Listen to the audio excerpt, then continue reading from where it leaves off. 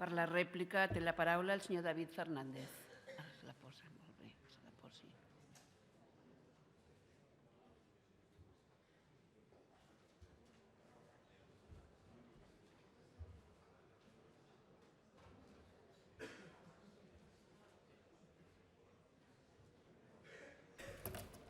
Gràcies, president i presidenta. Canvi de look.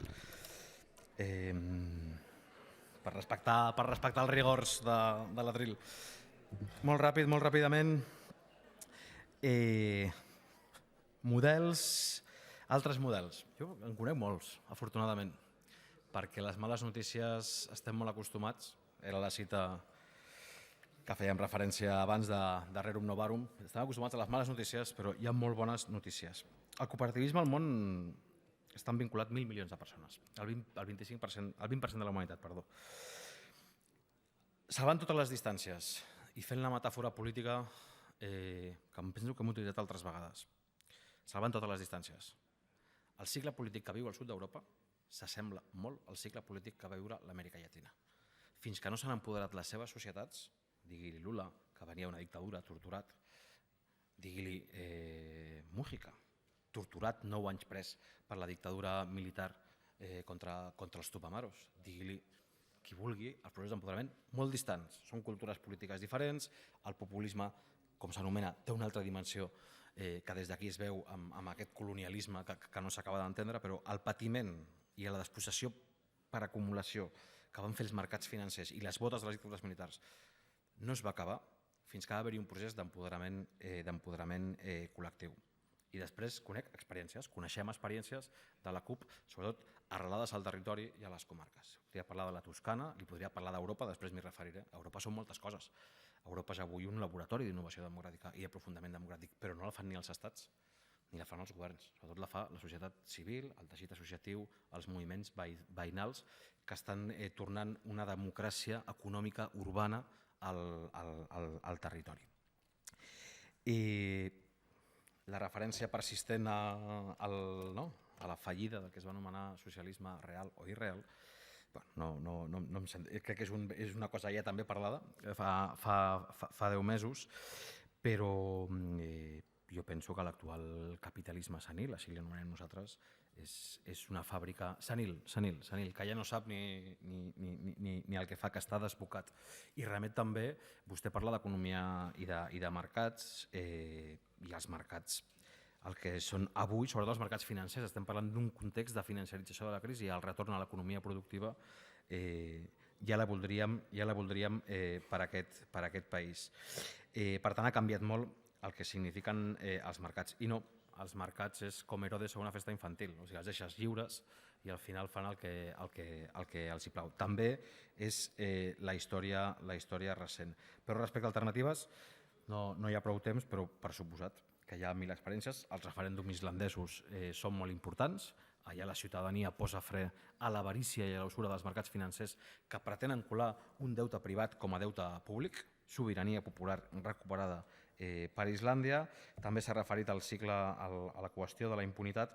És obvi que jo no he ajuntat diverses dinàmiques jurídico-legals, no em referia únicament al govern, però sí que em referia al cicle perfeccionat que condueix permanentment a la impunitat dels corruptes, i no dic dels corruptors perquè ni se'ls investiga.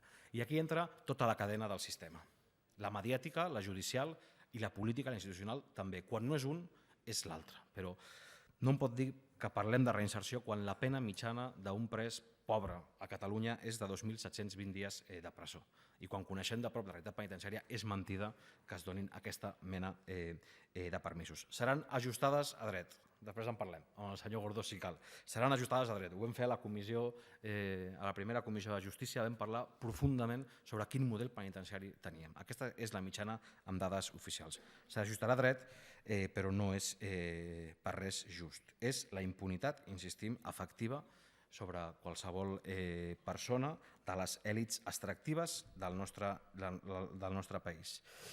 Respecte a la cultura del pacte, no és cap menyspreu. I és que no ens hem entès, no era la cultura del pacte o no, era la cultura de la imposició dels altres.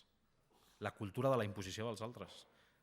Amb qui pactes quan t'estan negant la llibertat política quan no volen saber res i quan ni volen, sobretot ni volen, ni poden. No? O sigui que n'esperem d'un diàleg segurament d'estavellar-nos un altre cop contra el mur d'una anomalia històrica i així ho és. Respecte a la Unió Europea, jo he parlat de la Unió Europea, què és? Aquí li canviaré l'argument i li diré que no conec una altra Unió Europea mitificada. Vull dir, abans ens deia nosaltres que érem un pèl utòpics, que no conec una altra Unió Europea. Conec altra Europa. I conec altres dinàmiques socials, comunitàries, cooperatives a Europa. I conec altres dinàmiques culturals. I coneixem processos d'empoderament col·lectiu, de lluita contra la pobresa, molt, molt interessants. Perquè ho he dit abans també, Europa sí que és també Europa. La societat europea, bona part de la societat europea, sí que és part de l'alternativa. No entenc la meva lletra. Sí, respecte a nosaltres. Respecte a la natació sincronitzada, era el que hem dit abans, o sigui, exigència de qualitat democràtica portes en fora, de fer-ho tot bé, això que sempre tots els portaveus dels grups diuen aquí, però fer-ho també bé portes endins. És veritat, i no és cap problema, la democràcia sempre hem dit nosaltres que és cara i lenta, que és cara i és lenta. És cara perquè has d'escoltar tothom, escoltar, dialogar, consensuar, i és lenta perquè has de dedicar-hi temps. Però la no. I després una cosa que és molt important, nosaltres no parlem de nosaltres, som uns més que estem en aquest país, quan parlem d'incorporar tothom, de no patrimonialitzar, de que no s'exclogui, no estem parlant de nosaltres, no és una cosa que demanem per la CUP, la demanem pel potencial social, civil, sindical, cultural que té aquest país i que té la clau de volta de desplegar el potencial d'explicar què significa ser lliures al segle XXI a cada portal, a cada barri, a cada comarca, a cada municipi, a cada comitè d'empresa. Aquest és el potencial transformador que té el país. Sí, som assemblearis, és veritat, també són noves formes de fer política. Vostè parlava de colideratge, una tesi que surt molt del Marquès de Sade, si m'ho permet dir-ho així. Nosaltres també parlem d'horitzontalitzar la democràcia, no jerarquitzar-la. I aquí és el que deia quan parlàvem del procés. Nosaltres el vivim com jeràrquic i el volem també molt més horitzontal, perquè el tan important ja és el què com el com. I finalment, tornant a algun aspecte que ens hem deixat en la intervenció anterior, sí que és veritat que per nosaltres el procés d'alliberament nacional als països catalans, perquè no ens oblidem, el ritme, òbviament, el marca avui Catalunya, nosaltres som federals, som federalistes, som confederals dels països catalans. Cada territori històric haurà de decidir el seu futur i tant de bo sigui en un projecte compartit, cultural, socioeconòmic, tant de bo polític. Federalistes sense fer trampes a la història. Miro cap allà. Nosaltres som federalistes de pi i margall, primer lliures i autònoms i des de la llibertat recuperada ja ens federarem amb qui ens haguem, amb qui la majoria de la nostra societat vulgui i desitgi. Finalment, per nosaltres, la independència, la cultura del pacte, la que vostè s'hi referia, genera un cúmul de contradiccions. No passa res, tot procés és contradictori. Però hi ha qui entén la independència com un procés de continuïtat d'un cert contínuum, és a dir, de mantenir un model econòmic, un model de primacia dels mercats, uns privilegis de les nostres èlits extractives, que les tenim, perquè fracassen els països és la tesi econòmica més concorreguda darrerament, i els països catalans han fracassat per les seves èlits extractives, digui-li Illes Balears, País Valencià, però digui-li també l'oligarquia catalana, i per nosaltres la independència, el procés primer segueix un mandat democràtic clar, el del cicle persistent de mobilització, i per nosaltres la independència no és un procés de continuïtat, és un procés de canvi profund. És una oportunitat oberta, una finestra d'oportunitat per canviar-ho gairebé tot. I és la recuperació, no és la independència d'un govern o d'una administració, és la recuperació de la sobirania per a la societat, per debatre, decidir i consensuar a cada injustícia i a cada contradicció d'aquest país, que en són moltes, quina és la sortida més democràtica, més justa i més solidària. Digui-li que és una revolta antioligàrquica, sí, segurament és així. Per nosaltres el procés cap a la plena llibertat és retornar al país als seus legítims propietaris, que és la gent, i finalment, com preguntava també per la democràcia i què som i què no som i com funcionem, doncs a nosaltres el que ens uneix el que més ha unit aquest país al llarg de la història és el reclam de llibertat i el reclam també de saber generar comunitats amb justícia social, tanta com siguem capaços de saber generar-la. No? I som zapatistes. El poble mana i el govern obeeix, zapatistes en el sentit que no demanem res més que llibertat, justícia i democràcia.